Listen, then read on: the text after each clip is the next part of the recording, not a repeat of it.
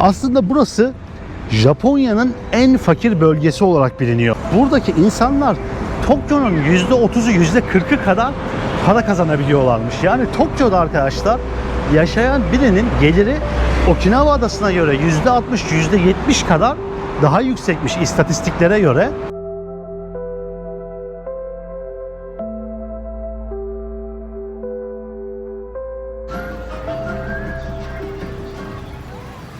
Yılan alkolleri çok meşhur.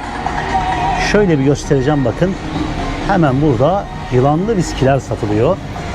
Bu şekilde bayağı yılanları alkol şişesinin içerisine bırakıyorlar ve burada bunları satıyorlar. Hatta bakın şunu göstereceğim. Bu gerçek mi ya? Yılanın direkt dişleri gözüküyor. Şuna bakar mısınız? Kürdanla tutturmuşlar.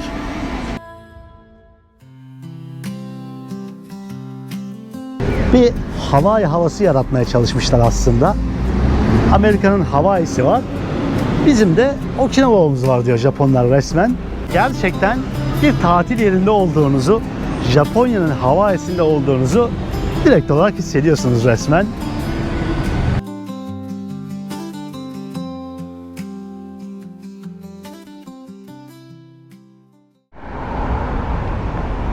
Evet, bir karşıya attım kendimi.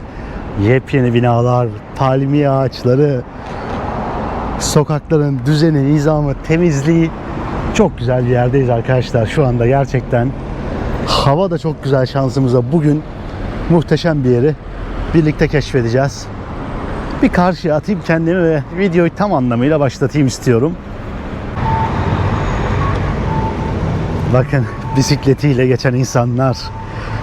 Ufak Japon işi arabalar. Evet arkadaşlar şu anda tekrardan Japonya'dayım. Japonya'nın Hawaii'sindeyim hatta. Japonya'nın en güneyinde bir ada olan Okinawa'ya geldim. Buraya geleli günler oldu ama günlerdir yağışlı bir hava vardı. Yani bitmek bilmeyen bir yağmur vardı ya. Ben geldiğimden beri dedim ki tropikal ada. Gidelim orada Japonya'nın plajlarını gösteririm. Ne bileyim hiking yaparız. Dağlara tepelere çıkarız. Adanın altını üstüne getiririz. Bir geldim. Sürekli yağmur var arkadaşlar günlerdir ve bugün artık sonunda hava inanılmaz güneşli, o yüzden çok mutluyum ben de. Günler sonra artık güneşli bir havayı yakalayabildim. Şöyle bir binaları göstereceğim. Etraf yepyeni görüyorsunuz. Aslında burası Japonya'nın en fakir bölgesi olarak biliniyor. Yıllık gelir Tokyo'ya göre çok daha düşük. Saatlik ücretler Japonya'nın en düşük seviyelerinde ama dışarıya çıktığınız zaman inanılmaz bir şehir düzeni var. Yepyeni binalar var etrafınızda. Ve gerçekten şu anda bulunduğum adanın merkezi olan Naha şehrinde birinci sınıf bir dünya ülkesinde olduğunuzu sonuna kadar hissediyorsunuz. Japonya'da olduğunuzu sonuna kadar hissediyorsunuz. Gerçekten bu açıdan çok ilginç noktalardan bir tanesi burası. Artık bugün sonunda bu adayı gezmeye başlayacağız arkadaşlar. Videoya hoş geldiniz. Japonya'ya tekrardan hoş geldik. Tekrardan Japonya macerasını aylar sonra Okinawa adasıyla başlatıyorum. Yalnızca Okinawa adasıyla sınırlı kalacak bu sefer. Hatta büyük bir ihtimalle bir ya da iki video gelecek. Çünkü buraya ben çok ucuza bir bilet alarak geldim. Çok uygun fiyatlı bir bilet buldum. Ve direkt buradan bir sonraki ülkeme olan biletimi de aldım gelmeden. Dedim ki Okinawa'ya kısa bir süre ayırsam yeter. Orayı gezmemiştim Japonya'da. Hazır çok ucuza bilet de var. Gider biraz plaj görürüm, biraz doğa görürüm. Japonya'yı yeniden görmüş olurum. Farklı bir yüzünü görmüş olurum. Ve burası da çok merak ettiğim bir yerdi. Ama tabii hava durumu çok el vermedi buna. O yüzden çok fazla video gelebilir mi bilmiyorum. Sonraki günlerde yağışlı gözüküyor. Ama en azından bir video daha ayırmaya çalışacağım buraya arkadaşlar. Neyse, macera başlasın. Okinawa'yı birlikte keşfedelim bakalım. Videoya tekrardan hoş geldiniz.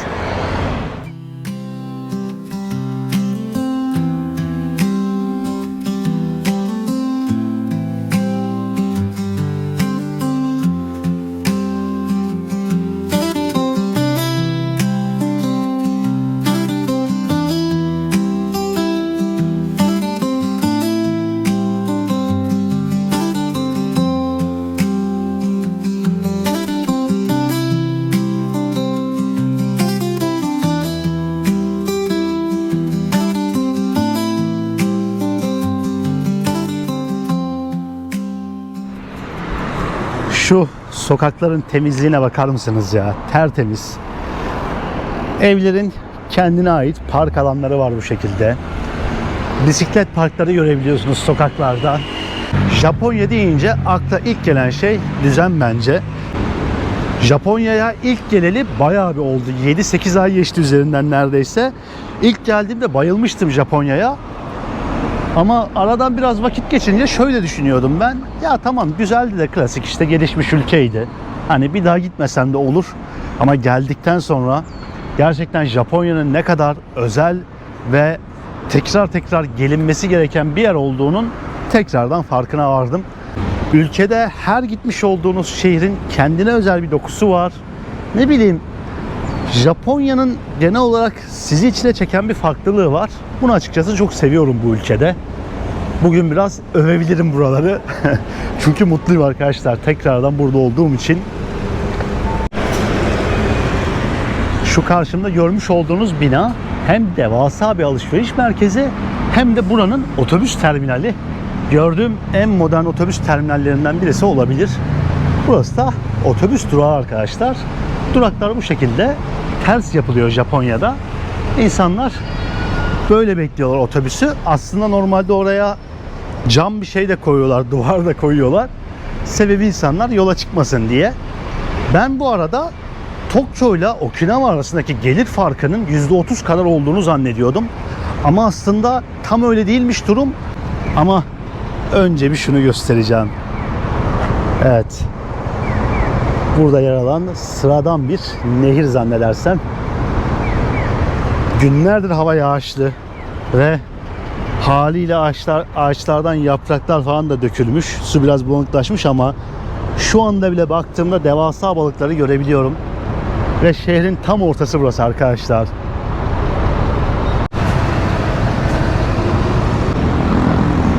Hemen koştur koştur karşıya atacağım kendimi. Trafik ışıkları bile farklı ya ülkenin. Birçok şeyi kendine özgün gerçekten. Şu geniş sokakları ve şehir planlamasını özlemişim. Az önce anlatırken yarım kaldı. Ben buradaki gelirin Tokyo'ya göre %30 kadar daha düşük olduğunu biliyordum. Ama meğerse tam tersi bir durum varmış. Buradaki insanlar Tokyo'nun %30'u %40'ı kadar para kazanabiliyorlarmış. Yani Tokyo'da arkadaşlar yaşayan birinin geliri Okinawa adasına göre %60-%70 kadar daha yüksekmiş istatistiklere göre. Tam net rakamlar yok burada. Tam net rakamlara ulaşamadım. Ancak Tokyo'da yaşayan birisi buraya göre 2-2,5 katı kadar fazla para kazanıyormuş. Okinawa'daki birinin gelirinin Tokyo'ya göre ya da Japonya'nın diğer büyük metropollerine göre, diğer bölgelerine göre ne kadar düşük olduğunu buradan anlayabilirsiniz. Etraf yepyeni, lüks otelleri görebiliyorsunuz. Ne bileyim, gerçekten çok güzel bir şehir planlaması var. Japonya'da olduğunuzu sonuna kadar hissediyorsunuz. Ama bir yandan da aslında Japonya'nın güçlü ekonomisinden en az faydalanan yerlerden bir tanesindesiniz. Maaşların en düşük olduğu yerlerden bir tanesindesiniz. Dünyanın en büyük ekonomilerinden, en güçlü ekonomilerinden bir tanesinde böyle bir yerin bulunması. Açıkçası başkentle arada bu kadar büyük bir gelir farkının olması beni çok şaşırttı. Ayrı bir ilginçlik bu da. Bakın galiba Okinawa yemekleri satan bir restoran var burada. Şöyle satılan yemeklerin fotoğrafını göstereyim. Deniz yemekleri ağırlıklı gördüğünüz üzere. Bu tarz yerel restoranları her yerde göreceğiz gün boyunca. Bu arada bakın Japonya'da inşaatlar bu şekilde yapılıyor arkadaşlar. Binanın dışarısını bir brandayla, örtüyle kaplıyorlar. Bunun da sebebi dışarıya toz çıkmasın, çevre kirlenmesin. Her inşaatta bunu görebiliyorsunuz ve güvenlik önlemleri de her zaman had safhada. Madem ekonomiden başladık arkadaşlar, Japonya son zamanlarda bununla bayağı bir gündeme geliyor. Dedim paraları göstereyim. Bayağı bir 1000 yen var üzerinde. Başka da çok bir para yok ama Japon paralarını bir hatırlayalım tekrardan. Çünkü bayağı bir zaman geçti. 1 dolar şu anda 157 olmuş arkadaşlar. Mayıs ayı itibariyle. 2026 Mayıs. Ve ben geldiğimde galiba tam 149 yen falandı. Biraz artmış. Hatta bir ara galiba 161-162'lere kadar çıkmış. Ben gelmeden hemen önce dolar birazcık düşmüş. Burada da aslında kur birazcık artıyor. Tabii biz yabancıların avantajına bu. Eğer Japonya'ya gelip alışveriş yapmayı düşünüyorsanız kuru kontrol edebilirsiniz arkadaşlar. Çünkü bu sefer bir tık daha ucuz gibi geldi bana. Kur farkının etkisi var. Bir de Okinawa'da olmamın etkisi var. Hazır durmuşken şunu da ekleyeyim arkadaşlar. Direkt bakın açtım burada ama tabii siz göremeyeceksiniz büyük ihtimalle çok fazla. Japonya genelinde yıllık maaş ortalaması arkadaşlar dolar cinsinden 25.000 ila 27.000 dolar arasındayken bu Okinawa'da 22.600 dolar civarlarındaymış. Yani 22.000 dolar civarlarında ama Tokyo'ya geldiğiniz zaman bu rakam 29.000'e çıkıyor. Kişi başına düşen gelire geldiğimizde ise işler bayağı bir değişiyor. Okinawa'da kişi başına düşen yıllık gelir 13.000 dolar ile 15.000 dolar arasıymış. Japonya genelinde 20-22.000 dolar. Tokyo'da ise bu gelir 29.000 doların üzerindeymiş. Arada gerçekten çok büyük bir fark var. Ekonomiye girdik, paraya girdik madem. Bunu da tekrardan bir belirteyim dedim. Hızlı bir başlangıç yaptık. Böyle şok bilgilerle bir giriş yapayım dedim arkadaşlar. Şimdi diyeceksiniz ki iyi güzel hoş Furkan anlatıyorsun da ya kardeşim bu ada niye fakir? Japonya'da niye böyle gelir uçurumunun olduğu bir yer var? Aslında bunun çok fazla sebebi var arkadaşlar ve video boyunca ben buna değineceğim. O yüzden sabırlı olun. Videonun ilerleyen kısımlarında bunları daha detaylı bir şekilde anlatayım. Şimdiden çünkü bayağı bir konuştum. Biraz daha şu sokaklara odaklanalım. Etrafı gezelim, adanın güzelliklerini görelim ve ardından da ada hakkında konuşmaya devam edelim istiyorum. Bu arada çok güzel bir sokaktayım arkadaşlar. Arabalar geçmiyorken burada bile kuş cıvıltılarını duyabiliyorsunuz. Yani adanın en büyük şehrindeyim ve tam merkezindeyim. Sadece belki bir 500 metre, 1 kilometre içeri kadar yürüdüm. Ve kuş cıvıltıları çoktan başladı. Görüyorsunuz yeşillendirmeyi falan. Bu kısmı seviyorum Japonya'da. Çok güzel bir yere gidiyorum şimdi. Çok güzel bir yere götüreceğim sizi. Bu sokakların bir süre tadını çıkartarak yürümem gerekiyor.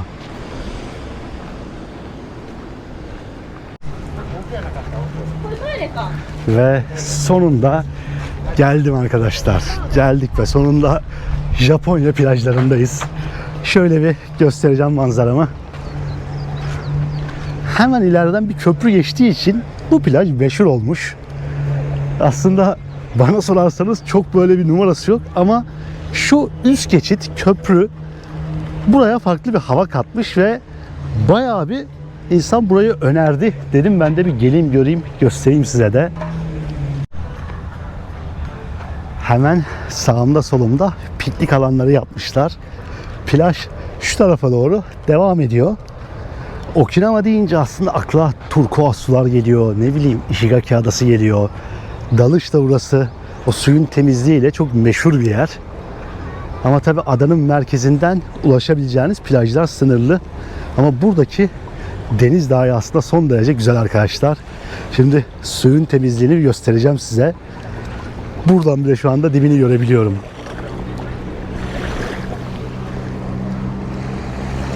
Bakar mısınız? Su tertemiz. Ortalara kadar dibi gözüküyor.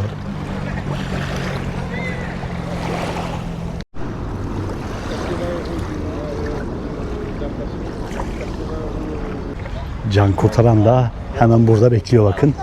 Japonya deyince güvenlik abi. Olmazsa olmaz. Suyun derinleştiği bir yer değil ama güvenlik bekliyor yine. Can kurtaran olacak. Hemen şu noktadan plajın diğer tarafına geçecektim ama yolu kapatmışlar. Zaten yarısından çoğu sular altında kalmış arkadaşlar. O yüzden mecbur geri döneceğim buradan. Etrafı çok güzel düzenlemişler ya. İnsanlar kimonosuyla fotoğraf çekiliyor. Şurada piknik yapanlar var. Hemen denizin kenarına buraya yürüyüş yoluna piknik masalarını bırakmışlar. Palmiye ağaçları falan. Güzel, gerçekten güzel. Japonya'da değilim gibi sanki şu anda. İlk defa bir plajda görmüş oldum yani ülkede sonunda. Çok daha güzel plajlar var aslında ama ben şu anda vakit açısından hani gelebileceğim en yakın yere geldim.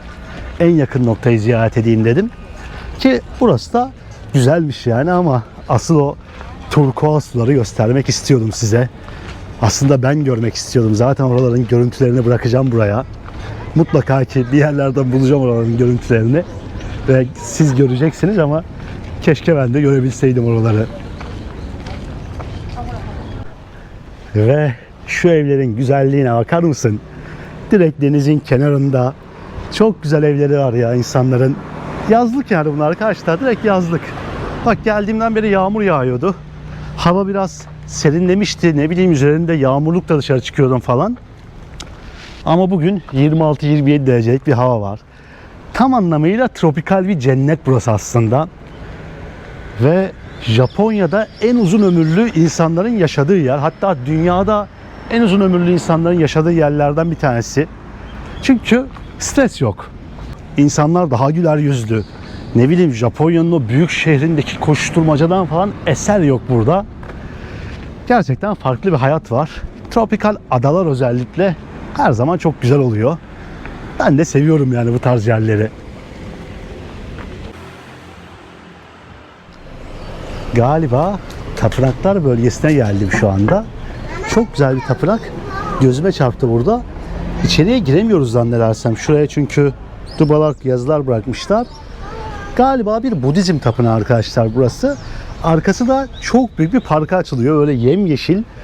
Görünce bir göstereyim dedim. Az ileride ise galiba çok büyük bir Şintoizm tapınağı var. Şimdi ona doğru ilerliyorum. Denizin kenarında böyle farklı farklı güzel tapınaklar yapmışlar. Ve şu manzaraya bakar mısınız? Devasa bir kapıdan geçiyorsunuz.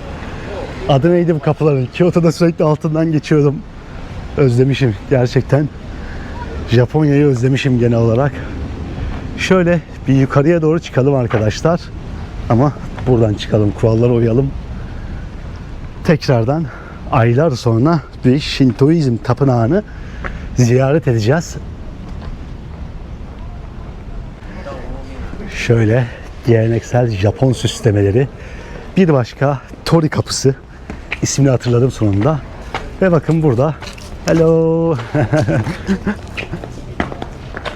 Bakar mısınız kızlara? Ne güzel kimonolarını giymişler. Geziyorlar bu şekilde. Hatıra yapmak istiyorsanız Japonya'dan, güzel bir hatıram olsun diyorsanız, nefes nefese kaldım.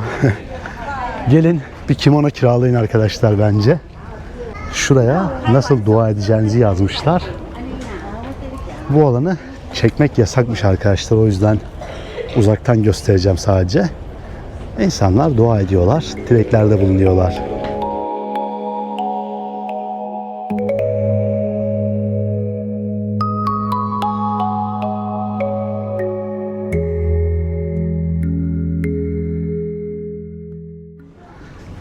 Dilerseniz bu alana iyi dileklerinizi yazıp bırakabiliyorsunuz bu şekilde. Tahta levhalara insanlar istedikleri şeyleri yazıyorlar. Dileklerini, dualarını yazıyorlar aslında. Ve bu şekilde buraya bırakıp, tapınağa bırakıp ayrılıyorlar aslında. Bu arada tapınaktan dışarıya doğru baktığınızda gitmiş olduğumuz plajı tepeden görüyor musunuz arkadaşlar? Arkada turkuaz denizde belli oluyor. Çok güzel böyle turkuaz renkte bir su var arka tarafa doğru bakınca. Manzarası muhteşemmiş buranın. Evet, artık bu noktaya veda vakti arkadaşlar. Gerçekten çok güzel bir yapıydı. Yani çok hoşuma gitti. Bir de öyle doğayla iç içe, yeşilin ortasına yaptıkları için ayrı bir sevdim burayı. Güneşli günleri özlemişim. Gerçekten hava güneşli olunca her şey insana bir başka güzel geliyor. Japonya'daki şu mimariyi, ne bileyim birçok şeyi özlemişim açıkçası. Tekrardan buralarda olmak fazlasıyla güzel.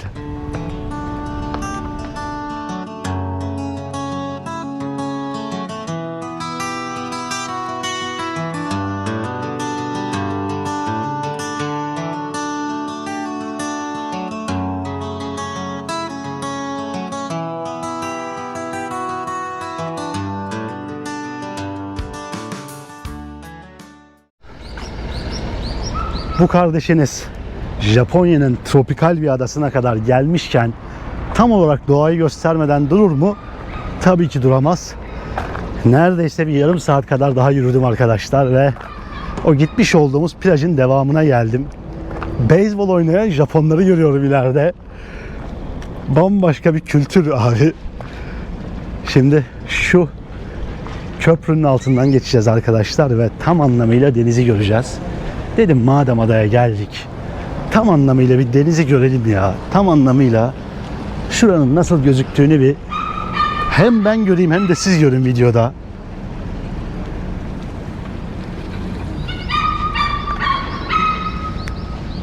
Ve manzaraya bakar mısınız? Güzel. Şurayı bile parka çevirmişler resmen. Aslında geçen sıradan bir köprü burada ama bunu bile değerlendirmişler. Suya biraz yaklaşacağım. Bu park arkalara doğru devam ediyor arkadaşlar. Bayağı buralarda yürüyüş yapabiliyorsunuz. Bakın su tertemiz yine.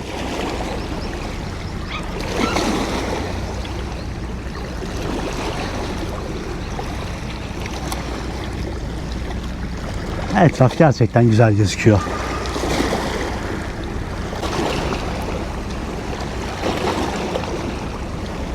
Ve şu anda ilk kez Japonya'da bir taksi çağırdım arkadaşlar. Benim de ilk kez deneyimlediğim bir şey olacak açıkçası. Yaklaşık $5 karşılığında, yani 750 yen civarında zannedersem, buradan şehrin merkezinde yer alan bir bölgeye kadar gideceğiz. 1 dakika içinde Taksim gelecekmiş şimdi. 2,5 kilometre kadar beraber bir yolculuğumuz olacak. Ve şimdi Taksim'e geçtim arkadaşlar.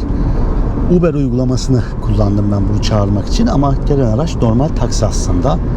Uygulamadan normal takside çağırabiliyorsunuz direkt olarak. Şöyle bir göstereyim dedim etrafı.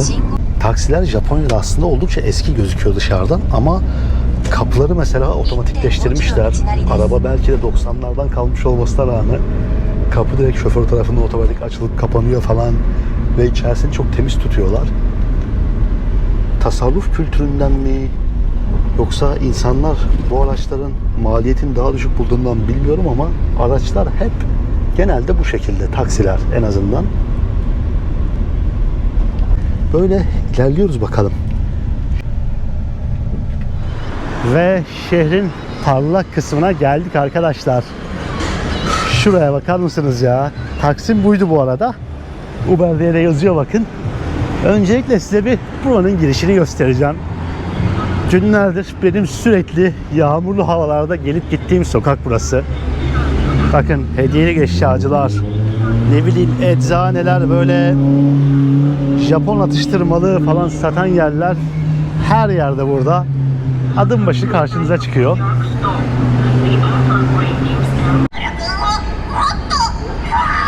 Hemen şurada bir LED ekranda anime reklamlarını görüyorsunuz. Animasyon reklamlarını görüyorsunuz.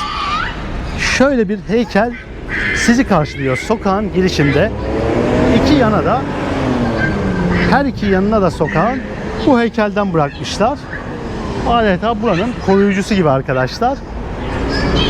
Ve palmiyeler her yerde bu sokak boyunca.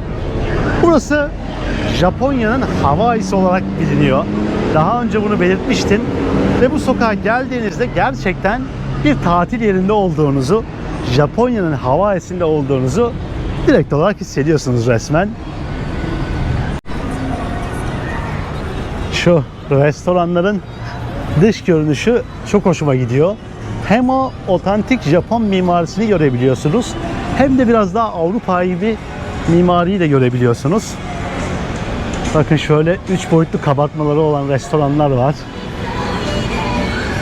Bisikletiyle gezen insanlar. Ve olmazsa olmazımız şu rengarenk mağazalar. Umarım müzikten telif yemeyiz arkadaşlar. Şuraya bakar mısınız ya? Japon animelerini nasıl değerlendirmişler. Arkada Hulk var, Spider-Man var. Amerika ile Japonya'nın bir karışımını görüyorsunuz aslında burada bu yerlerde. Hem Japon animeleri var hem Amerikan film karakterleri var. Bu yol boyunca bu tarz çok fazla mağaza göreceğiz. Çünkü bu adanın ana geçim kaynağı turizm arkadaşlar. İnsanlar bu adada turizm sektörüyle hayatta kalıyor. Ana gelir kaynakları bu. Ellerinde çok güzel bir doğa harikası var ve Japonya'da o alışılagelmişin dışında ne bileyim doğayla iç içe olabileceğiniz farklı havası olan bir yer var ve bunu sonuna kadar değerlendiriyorlar burada. Şimdi etrafı görüyorsunuz. Ne kadar modern, ne kadar yepyeni ki ara sokaklarını da gördük şehrin. Resmen binalar parıldıyor yani şöyle baktığınızda. Açıkçası ben ilk geldiğimde bayağı bir şaşırmıştım. Bu kadar yeni bir yer beklemiyordum. Hele ki buranın Japonya'nın daha fakir bir bölgesi olduğunu, daha düşük gelirli bir bölgesi olduğunu bildiğimden beklentilerim bu kadar yüksek değildi. Daha doğal bir yer bekliyordum. Ama bir geldim, manzarayı görüyorsunuz. Bu arada yılan sembolü var. Burada arkadaşlar yılan alkolleri çok meşhur. Şöyle bir göstereceğim bakın. Hemen burada yılanlı viskiler satılıyor. Bu şekilde bayağı yılanları alkol şişesinin içerisine bırakıyorlar ve burada bunları satıyorlar. İçeride bu şekilde farklı farklı yılan alkolleri satılmakta. Hatta bakın şunu göstereceğim. Bu gerçek mi ya? Yılanın direkt dişleri gözüküyor. Şuna bakar mısınız? Kürdanla tutturmuşlar. Arkadaşlar çok acayip. Burada galiba faydaları yazıyor. Bayağı şişelerde kocaman kocaman yılanları satıyorlar. Genelde viskiden yapılıyor anladığım kadarıyla bu alkoller. Okinawa adasında bu yılan alkolleri çok meşhurmuş. Çok ilginç. Gerçekten. Bunu birçok yerde göreceğiz gün boyunca arkadaşlar. Tıpkı Vietnam'da ya da diğer Güneydoğu Asya ülkelerinde olduğu gibi bu kültür Okinawa adasında da varmış ve geleneksel pazarlarında da ne bileyim birçok yerde bu yılan alkollerinin satıldığını göreceğiz. Gün boyunca gözümüze çarpacak. İlginç bir kültür. Japonya'da görmeyi beklemiyordum en azından bunu. Yine bakın turistik mağazalar. Şapkalar satılıyor. Askeri üniformalar satılıyor içeride. Bayağı şöyle asker ceketleri var. Yakından göstereceğim. İkinci el ceketlermiş bunlar ve büyük ihtimalle gerçek arkadaşlar. Sebebi ise adada bulunan Amerikan askerleri. Bu adada çok fazla sayıda Amerikan askeri bulunuyor. Aslında Okinawa'nın daha düşük gelirli bölge olmasının ana sebebi de bu adada bulunan Amerikan askerleri. Ne alaka diyecekseniz, İkinci Dünya Savaşı dönemi dostlar, Okinawa adası Amerika'nın kontrolüne geçiyor. Ve 1972 yılına kadar bu ada Amerika tarafından yönetiliyor. Bu adada yaşayanlar dolar kullanıyor ve Japonya ana adasına pasaportla gidip geliyorlar. Ya insanlar Japonlar ve kağıt üstünde Amerika'ya tam olarak bağlı olmayan bir bölge. Onlar tarafından işgal edilmiş bir bölge. Ama ana karaya pasaportla gidip gelmek zorundalardı. 1972'de tekrardan burası Japonya'ya veriliyor. Ama bugün Amerika'nın askeri üslerinin %70'i bu adada bulunuyor. Ve çok büyük bir Amerikalı nüfusu var. Bu da o nüfusun yansımaları. Ne bileyim bu şekilde sandviç satan, çok fazla dondurma, milkshake satan ya da taco satan restoranlar var. Buranın mutfağına da yansımış bu. Bu adaya dair ilginç bir şey var arkadaşlar. Bir sonraki videoda bu konulara çok daha detaylıca değineceğim arkadaşlar. Adadaki Amerikan varlığından vesaire bahsedeceğiz. Şimdi sadece şunu söyleyeyim. Ada 1972'ye kadar Amerikan kontrolünde kaldığından o Japonya'nın kalkınmasını kaçırmış aslında. Japonya'nın o ekonomik mucizesi oluyorken bu ada bunun dışarısında kalmış. Tekrardan Japonya'nın kontrolüne geçince de aslında birçok şey yenilenmiş, sıfırdan inşa edilmiş, altyapı değişmiş. Görüyorsunuz tamamen Japonya'da olduğunuzu hissettiren bir yer size aslında burası. Ve burası adanın merkezi şu anda. Adanın ana şehri. Net bir şekilde Japonya'da olduğunuzu hissediyorsunuz. Bu şu anlama geliyor. Birçok şey tekrardan Japonlar tarafından inşa edilmiş. İkinci Dünya Savaşı'nda yerle bir olmuş burası komple. Hal böyle olunca arkadaşlar ada Japonya'nın ekonomik mucizesini kaçırdığından ve yeniden baştan inşa edildiğinden daha geri kalmış, daha düşük gelirli bir yer olmuş daha doğrusu. Pek bir geri kalmışlık yok aslında ama ekonomik olarak maaş anlamında geri kalmış. Bir de tabii çok fazla iş fırsatı yok burada. Şimdi çalışayım dediğiniz zaman ne yapacaksınız? İşler kısıtlı. Bu yüzden çok fazla turizm mağazası var. Araç kiralama işleri var. Motor kiralama var. İşte ne bileyim bireysel rehberler vesaire var. Ana geçim kaynağı adanın turizme dönmüş tamamen. Buralarda da net bir şekilde bunu görebiliyorsunuz bakın. Görüyor musunuz? İnsanlar fotoğraf çekiliyor. Herkes kendi halinde. Şöyle ilginç bir mağazaya girdim. Şunlara baksanıza. Ne bunlar bilmiyorum. Ama her yerde böyle anime karakterleri, ne bileyim ilginç heykeller falan var. Bakın şurada bir Coca-Cola köşesi yapmışlar. Klasik Japon otomatları. İçeride her şey satılıyor bu arada. Hatıralık ürünler, hediyelik eşyalar, oyuncaklar. Bu tarz mağazalar çok fazla arkadaşlar. Ama burası benim hoşuma giden bir yerdi. O yüzden bir gireyim, burayı göstereyim istedim. Bakın yine yılan alkolleri bu arada. Bu şekilde sıralanıyor. Çok fazla yılan alkolü var ya. Şu ilginç mağazaya veda edelim bakalım. Okinawa deyince benim aklıma gelecek ilk şeylerden bir tanesi bunlar olacak. Çünkü günlerdir sürekli bunları görüyorum her yerde. Bir de şöyle renkli ürünler burada çok yaygın arkadaşlar. Bir Hawaii havası yaratmaya çalışmışlar aslında. Amerika'nın Hawaii'si var. Bizim de Okinawa'mız var diyor Japonlar resmen. O yüzden rengarenk gömlekleri falan her yerde görebiliyorsunuz bu adada da. Ve oldukça uzun bir yürüyüşten sonra buranın pazarına geldim arkadaşlar. Evet, Japonya'da da pazarlar var. Kapalı bir pazar. İçerisinde restoranlar, hediyelik eşyacılar yer alıyor. Hava aşırı sıcak. Görüyorsunuz zaten. Herkeste şemsiye var. Dün yağmur için şemsiye kullanıyordu insanlar. Bugün güneş için kullanıyorlar. İbre tam tersine döndü yani arkadaşlar, anlayacağınız. Bakın hemen girişte deniz yosunları satıyorlar bu şekilde. Şu deniz yosunları Okinawa'da çok popüler. İnsanlar baya bu yosunları yemeyi tercih ediyorlar burada. Diğer Asya ülkelerinde de bunu görüyorsunuz. Deniz yosunu popüler bir gıda, yani yemeklerin yanında salata gibi, böyle soğuk meze gibi falan tüketiliyor. Bakın yine hediyelik eşya satan, hatta güneş gözlüğü falan bile satan yerler var. Sanki böyle Tayland'dasınız gibi, ne bileyim Güneydoğu Asya ülkelerinden bir tanesindesiniz gibi hissettiriyor size biraz olsun. Turistik bir ada olunca işte bunlar tamamen normal.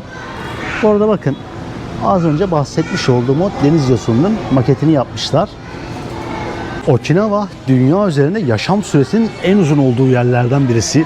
100 yaşını aşan yüzlerce insan var bu arada. Ortalama yaşam süresi 82 yılmış. Erkekler biraz daha az yaşarken kadınlar biraz daha uzun yaşıyor.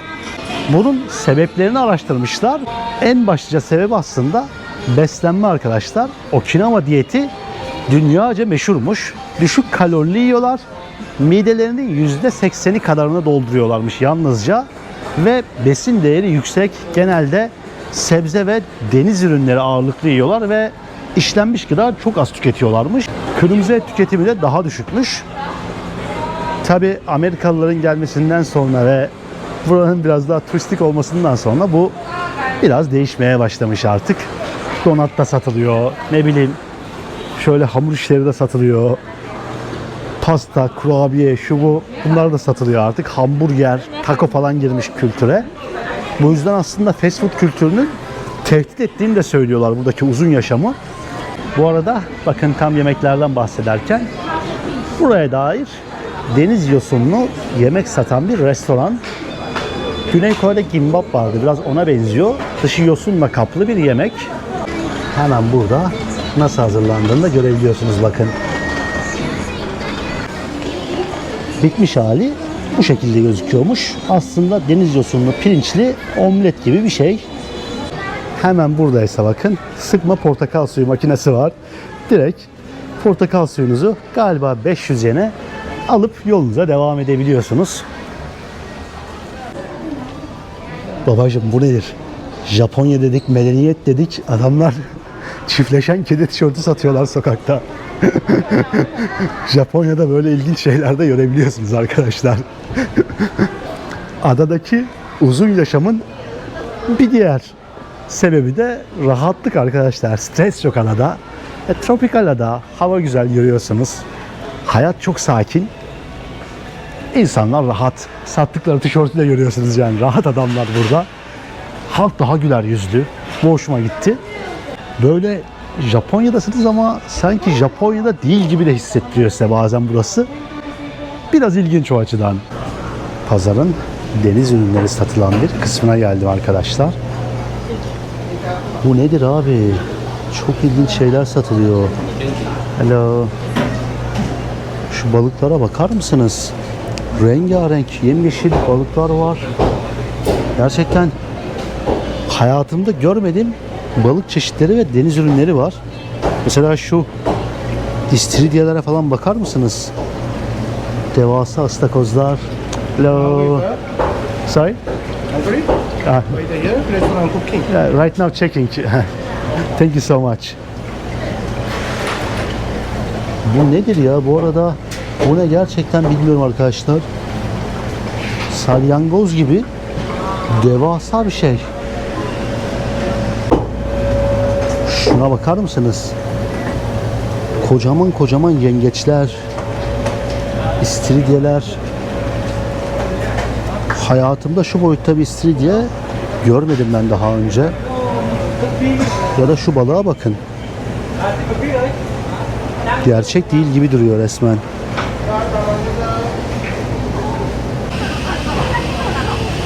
Tropikal bir adada olduğunuzu, okyanusun tam ortasında olduğunuzu hissediyorsunuz resmen. Bakın karidesler daha canlı. Ya gerçekten beni şaşırtan bir yer oldu şu anda. Şuna bakar mısınız? Bu nasıl bir renk?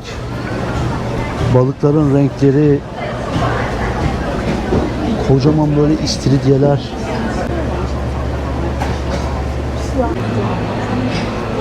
Hemen bu kısımdaysa arkadaşlar bakın etler satılıyor. Et ya da deniz ürünleri ne alırsanız alın ikinci katta pişirtebiliyormuşsunuz. Şimdi burada bir mağaza gördüm ben. Sahibi çok konuşkan bir ablamızdı, açıkladı bana. Yazısını da bırakmış. Dedi ki istediğini seç buradan. Bir üst katta 500 yen karşılığında yani 3 dolar gibi bir para karşılığında pişirtebilirsin. Fiyatları değişiyor. 10 dolarlardan başlıyor ve 30-40 dolarlara kadar gidiyor etler. Farklı kalite Wagyu biftekleri. Şöyle yakından göstereyim size.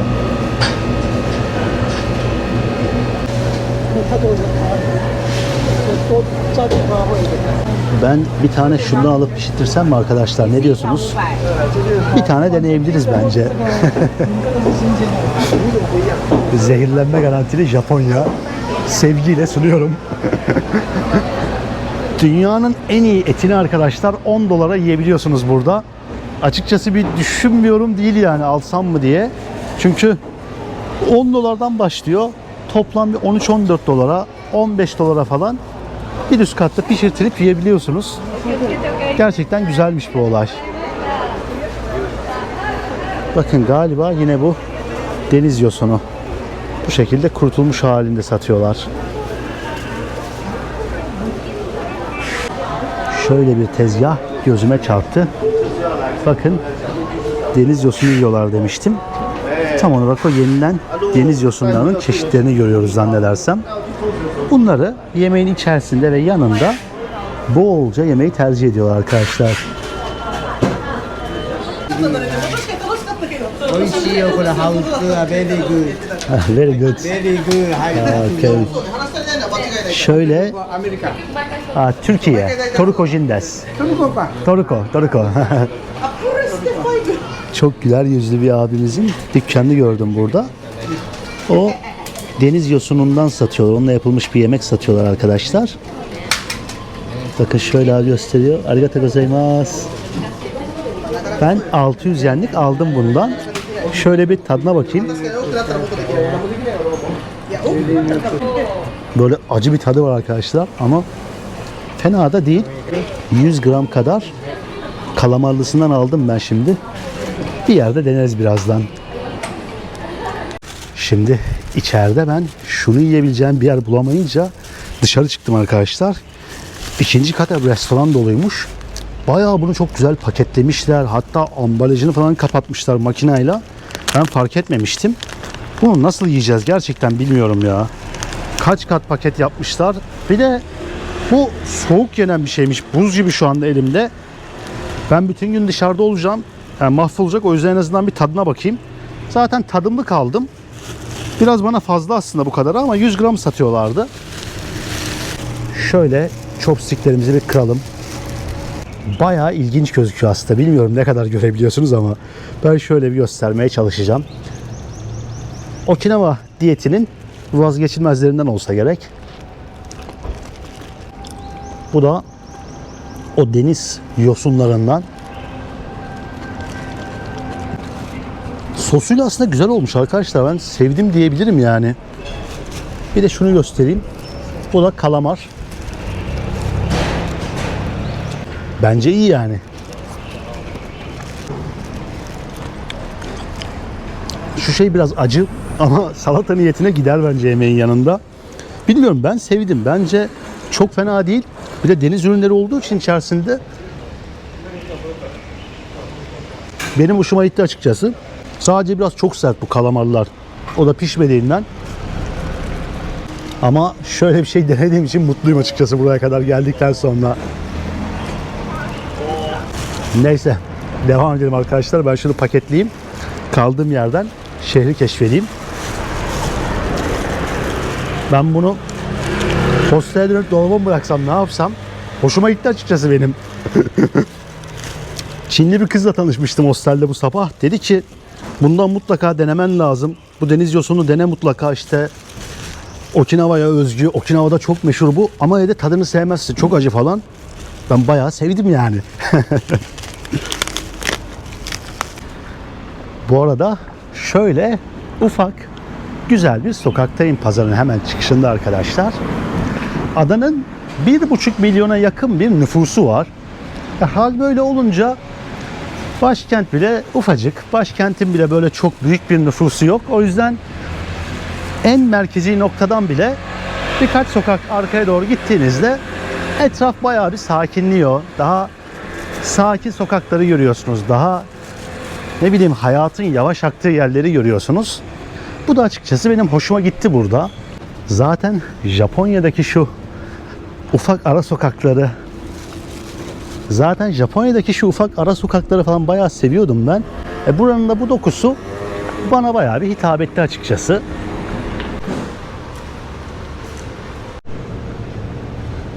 Çok güzel bir Japon restoranı gözüme çarptı. Dedim burada yemek yiyeyim ama daha kapalılar zannedersem, henüz açmamışlar. Bakın arkadaşlar, burada bile direkt yılan alkolü.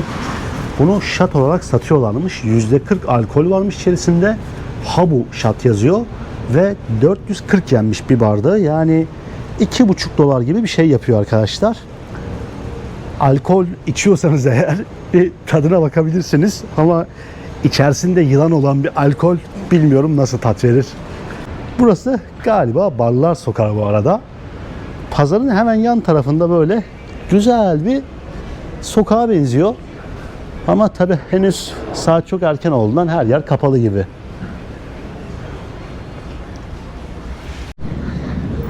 Japonya deyince akla gelen şeylerden bir tanesi de matcha arkadaşlar.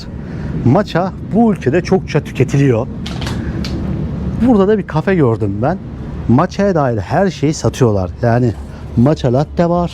Viskili matcha varmış arkadaşlar. Galiba %33 ila %66 arası alkol oranı değişiyor. Ben de buradan şöyle bir set aldım. 1100 yene, yani 7 dolar gibi bir şeye ve matchaları deneyeceğim. İçerisinde şöyle çok kısa bir göstereyim size.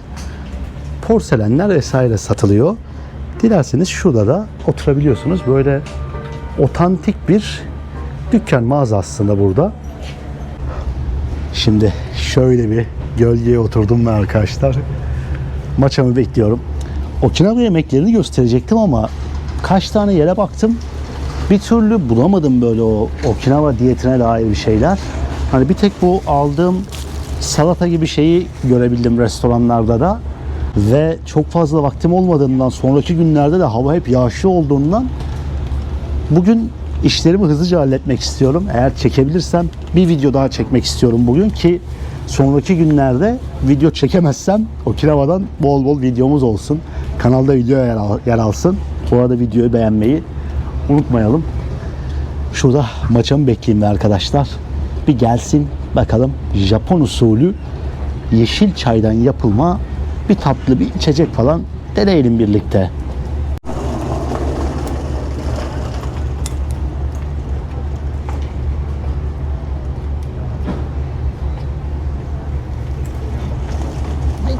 Arigato. Şöyle arkadaşlar, matchamız geldi. Şurada bir matcha tozu var bakın. Matcha normalde bu şekilde gözüküyor. Bunu şu süzgeçten dondurmanın üzerine dökersin dedi abla. Bunu böyle set olarak satıyorlardı. Bana dedi ki sıcak matcha mı istiyorsun, soğuk matcha mı? Ben de dedim hava çok sıcak, soğuk matcha alayım. Buzlu bir tabak getirdi önce abla bu şekilde. Sonrasında o gördüğün sıcak matchayı bunun üzerine döktü. Şöyle bir kameramı sabitledim. Şu matchanın tadına bakacağım. Bunu direkt bu şekilde içiyorsunuz arkadaşlar.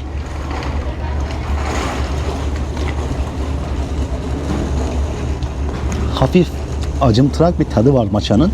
Ama ben alıştım. En başta çok garip geliyor size ilk içtiğinizde. Ama içmeye devam ederseniz seviyorsunuz. Arjantin'de, Şili'de de mate çayları vardı. Biraz ona da benziyor tadı aslında. Ben ona da benzetiyorum. Onu da en başta sevmemiştim. Sonradan hoşuma gitmişti. Yüksek antioksidan içeriyormuş arkadaşlar bu. İçerisinde yine yoğun miktarda kafein var. Sizi açıyor ancak kahve gibi düşüşü yok. Matcha'nın olayı da aslında biraz bu. Kahve yerine tercih edilebilir bir şey. Özellikle Japonya'da matcha latte vesaire satıldığını fazlasıyla görebiliyorsunuz. Matcha bu ülkede çokça tüketiliyor. Tatlının da üzerine atıyorlar. Ne bileyim, içerisine de koyuyorlar tatlının. Çayını da içiyorlar. Ama çok faydalı olduğunu söylüyorlar matcha'nın. Dediğim gibi yoğun antioksidan içeren kafeinli bir içecek. Şimdi şöyle matcha tozunu dondurmanın üzerine dökeceğim. Şunu kendiniz yapmanız çok güzel olmuş aslında arkadaşlar. Ne bileyim, böyle tatlıyı sanki siz hazırlıyormuşsunuz gibi hissediyorsunuz. Ha, direkt dökeceğim ben artık kalanını. Çok da sabırlı değilim o kadar da. Şöyle bakınca tam Antep fıstığı gibi gözüküyor ama matcha. Zaman zaman karışabiliyor Asya'da Antep fıstığıyla bu. Böyle bir şey görürseniz matchadır arkadaşlar. Bir tadına bakayım dondurmamın da. Matcha soslu bir dondurma ama neli dondurma olduğunu bilmiyorum. Arkadaşlar bu arada bayağı güzel bir dondurmaymış. Neli bilmiyorum, galiba mangolu, hala çözemedim. Üzerinde matcha var ama tadını çok fazla alamıyorsunuz. Bu sıcak havada bayağı iyi geldi bana burası. Evet, gerçek bir Japon gibi. Gerçi çok da gerçek bir Japon gibi değil. Daha çok çakma bir Japon gibi soğuk matchamızı içelim çünkü onlar sıcak içiyorlar bunu. Sonrasında devam edelim arkadaşlar.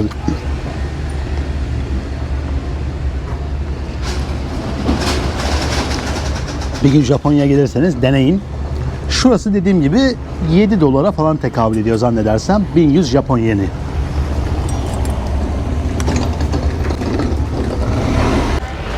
Evet arkadaşlar. Güzel bir bölümdü bence. Okinawa'ya bir giriş yapmış olduk. Buraları biraz gezip görmüş olduk. Bu arada restoranlar da açılmaya başlamış. Hep kapalı kapalı dedim ben. Sonunda artık insanlar dışarı çıkmaya başlayınca buralarda açılmaya başlamış. Bir gezdik gördük burayı. Dediğim gibi ufaktan bir giriş yaptık. Adada daha göstereceğim çok şey var ama bir bölüm daha çıkartayım buradan. Çünkü hepsini aynı bölüme sığdırınca bu sefer 1,5 saat video oluyor. Yine bakın Yunan alkollerimiz. Bu şekilde çok fazla alkol dükkanı var. Yani bakar mısınız? Dolap tamamen alkollerle dolu. Hatta bir alkol firmasının tişörtleri falan da satılıyor. Adaya gelince tabii turistlerin satın alacağı şeylerden bir tanesi. Yani ülkelerine hatıra olarak götüreceği şeylerden bir tanesi de alkol. Normaldir o yüzden. Bakın burada sebze satan bir teyzemiz var. Japonya'da çok fazla göremeyeceğiniz görüntüler. Seyyar satış kültürü çok yok bu ülkede. Ben de daha önce çok fazla gördüm, hatırlamıyorum bunlardan açıkçası. Arkadaşlar güzel bir gündü. Dediğim gibi Okinawa Adası'na bir giriş yapmış olduk. Ufak da olsa buranın pazarlarını göstermeye çalıştım. Arka sokaklarını göstermeye çalıştım. Olabildiğince size buraları yansıtmaya, yaşatmaya çalıştım. Görüyorsunuz bakın. Hamur işleri satılıyor. Birbirinden farklı gıdalar var bu şekilde. Benim için Okinawa güzel ve farklı bir deneyim oluyor. Keyif alıyorum açıkçası. Umarım siz de videoyu izlerken keyif almışsınızdır. Böyle arkadaşlar, şu hediyelik eşya dükkanlarının arasından Okinawa'ya şimdilik veda edeceğim.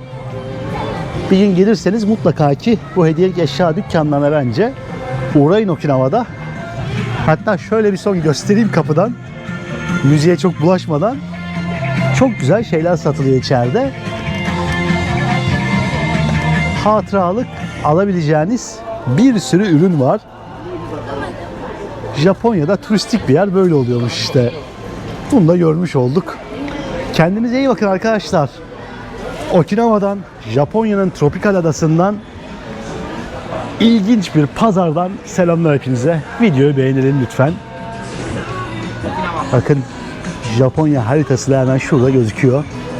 Ya da Okinawa haritası da olabilir. Neyse, kendinize iyi bakın dostlar. Görüşmek üzere.